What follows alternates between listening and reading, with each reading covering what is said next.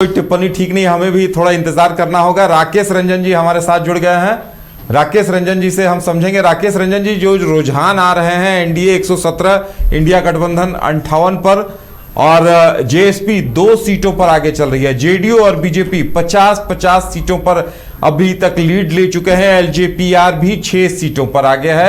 वहीं आरजेडी 40 सीटों पर आगे है। कांग्रेस 9 सीटों पर आगे है और आरएलएम 5 सीट पर। जेएसपी अभी तक जो आंकड़े हमारे सामने आ रहे हैं, जेएसपी 3 सीटों पर आगे चल रही है और अदर्स यानी निर्दलीय 7 सीटों पर आगे चल रहे हैं। ये शुरुआती रुझान अभी आ रहे हैं और हमें धीरे धीरे जैसे जैसे वक्त गुजरता जाएगा ये आंकड़े और स्पष्ट होते जाएंगे, क्योंकि पोस्टल बैलेट्स के बाद अभी पहले राउंड के नतीजे आए हैं। राकेश रंजन जी, ये जो रुझान आ रहे हैं इन्हें लेकर आप क्या कहेंगे? देखिए, ये एक्सपेक्टेड लाइन पर है। एग्जिट पोल में भी यही चीज़ें जो है वो जाहिर हो रही थी। हालांकि अभी कुछ जल्दी है कि आप किसी भी निष्कर्ष पर पहुंच जाएं, क्योंकि ऐसा हमने कई चुनावों में देखा है कि ट्रेंड इसी तरह से जो है वो बदलता रहता है। 2015 भी याद होगा जब बीजेपी कार्यालय में पटाखे वगैरह फूटने लगे थे और फिर उसके बाद सडनली महागठबंधन ने जो है वो बड़ी जीत हासिल की थी। मैं आपको रोकना चाहूंगा। पटना से भी हमारे साथ प्रोफेसर राकेश रंजन जी जुड़े हुए हैं और हमारे वरिष्ठ सहयोगी भी हैं राकेश रंजन जी। तो हम प्रोफेसर साहब, प्रोफेसर राकेश कहेंगे उन्हें। और अभी फिलहाल हमारे साथ हमारे वरिष्ठ सहयोगी राकेश रंजन जी रांची स्टूडियो से है। राकेश रंजन जी, अपनी बात आप आगे बढ़ाइए। या तो वही मैं कह रहा था कि अभी कुछ जल्दी है कि किसी भी निष्कर्ष पर कि हम जंप कर जाएं। और अभी हरियाणा में जब चुनाव हुआ था उस समय कांग्रेस को लीड मिल रही थी और फिर सडनली जो है बाजी वहां पलट गई थी। इसलिए अभी थोड़ा सा इंतजार करना चाहिए। लेकिन अब जो मुझे दिख रहा है सिर्फ 2 सीट, जो एक जादुई आंकड़ा आप कहते हैं बिहार के लिए, उससे 2 या 3 सीट जो है अब पीछे है एनडीए। और उसके बाद जो है उस रुझानों में उस आंकड़े को कम से कम जो है वो छू लेगा। तो ये एक्सपेक्टेड लाइन पर अब तक परिणाम आए हैं और अगर आप देखें तो जो परिणाम भी आ रहे हैं, जो बड़े नाम हैं वो जीत रहे हैं। और इसकी एक वजह है कि इस बार चुनाव में कुछ अगर आप देखें तो लहर नहीं थी।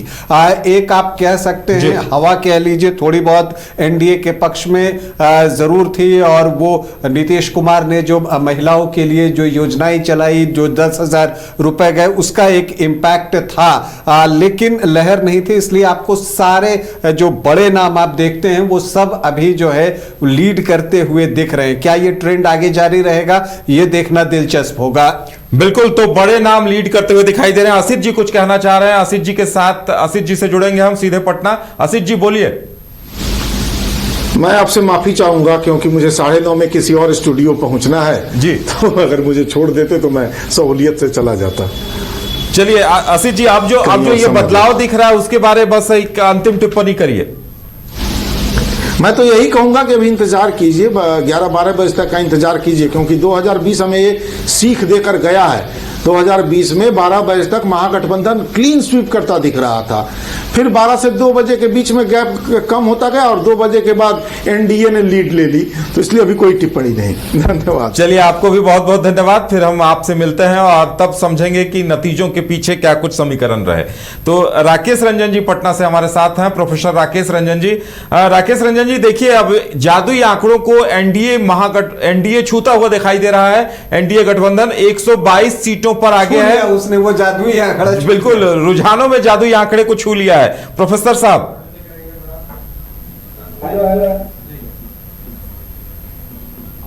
ये ट्रेंड कंटिन्यू रहेंगी और यही फाइनल जाएगा। वो मुझे लगता है कि ये जो एनडीए गठबंधन की सीटें हैं ना, वो 140-45 के आसपास जाएंगी, उससे कम नहीं जानी चाहिए। क्योंकि पोस्टल बैलेट और रियल बैलेट में मतलब कोई बहुत अधिक अंतर मुझे नहीं लगेगा देखने में। ठीक है, और मैं बात ये कर रहा था ना कि ये नतीजे इस तरह के क्यों आ रहे हैं। तो बीजेपी को मैं ओपनिंग बैट्समैन अगर मानता हूं तो उधर आरजेडी ओपनिंग बैट्समैन है, लेकिन फर्स्ट डाउन कौन आ रहा है एनडीए से? जदयू आ रही है, और उधर फर्स्ट डाउन कौन आ रही है? कांग्रेस आ रही है। तो मेरा यह मानना है कि कांग्रेस बहुत अच्छा परफॉर्म नहीं कर रही है। शायद ये जो गठबंधन है, ये गठबंधन बहुत ढंग का एक गठबंधन ही बनाया गया था। बीजेपी, जदयू और एलजेपी, ये तीनों की बात करेंगे तो तीनों ये बड़े प्लेयर हैं, पॉलिटिक्स में काफी पहले से कर रहे हैं।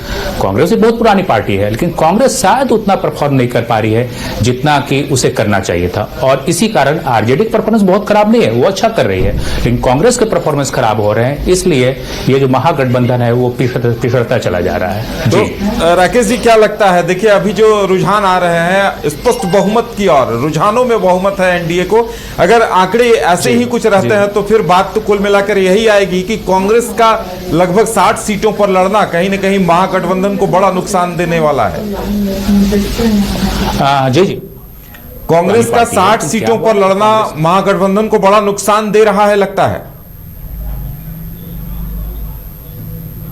मैं ये कह रहा था कि कांग्रेस एक बहुत पुरानी पार्टी है, बहुत बड़ी पार्टी है, लेकिन पिछले 35 वर्षों में आप देखेंगे ना, या खासकर 20 वर्षों में आप देखेंगे, जब से आरजेडी का उदय होता है, कांग्रेस के संगठन बहुत कमजोर होते चले जाते हैं। इनके पास कोई नेता वैसे नहीं रहते हैं जो एक दूसरे को मदद कर सके, कोई चेहरा लोकल लेवल पर नहीं है। तो कांग्रेस इसमें जरूर, अगर महागठबंधन की सीटें इतनी कम हो रही हैं तो उसका कहीं ना कहीं ब्लेम जाता है कांग्रेस को, उससे इनकार नहीं किया जा सकता है। जी चलिए देखिए, छपरा से भी अपडेट आ गया, खसारी लाल यादव आगे चल रहे हैं, तारापुर से सम्राट चौधरी आगे चल रहे हैं, और हम आइकॉन्स की बात कर रहे थे तो हमारे साथ रांची स्टूडियो से राकेश रंजन जी हैं। राकेश जी, खसारी को लेकर भी ये सूचना आ गई कि वो आगे चल रहे हैं, दूसरी तरफ मैथिली ठाकुर भी आगे हैं, इन बड़े नामों पर सबकी नजर है, तारापुर से सम्राट चौधरी भी आगे हैं।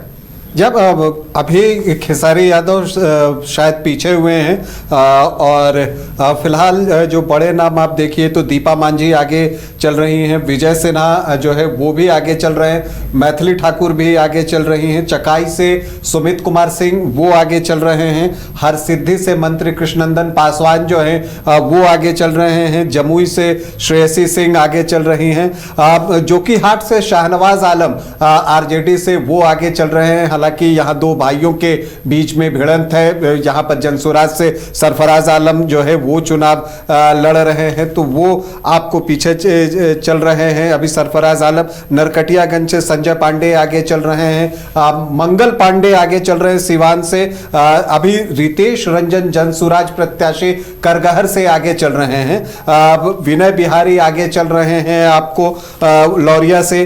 तो जो चीजें दिख रही हैं, कौशल यादव नवादा से आगे चल रहे हैं, यहाँ पर अभी विजय सिन्हा आगे चल रहे हैं, अमरीश कुमार पीछे हैं लखीसराय में, आपको तारापुर में जो है बढ़त सम्राट चौधरी ने बनाकर रखी हुई है, हाजीपुर में अवधेश सिंह पीछे चल रहे हैं, ये एक खबर है, और आपको हसनपुर से भी जो है जेडीयू पीछे है। तो अब तक अगर आप देखिए तो 128 सीटों पर जो है वो रुझानों में एनडीए को बढ़त दिख रही है, और 65 सीटों पर जो है महागठबंधन आगे है, अन्य 3 पर हैं। और महुआ से तेज प्रताप यादव फिलहाल पीछे चल रहे हैं, संजय सिंह जो है वो आगे चलते हुए आपको दिख रहे हैं, और मोकामा में अनंत सिंह आगे हैं, फुलवारी से श्याम रजक आगे हैं, मनेर से आरजेडी के भाई वीरेंद्र आगे चल रहे हैं।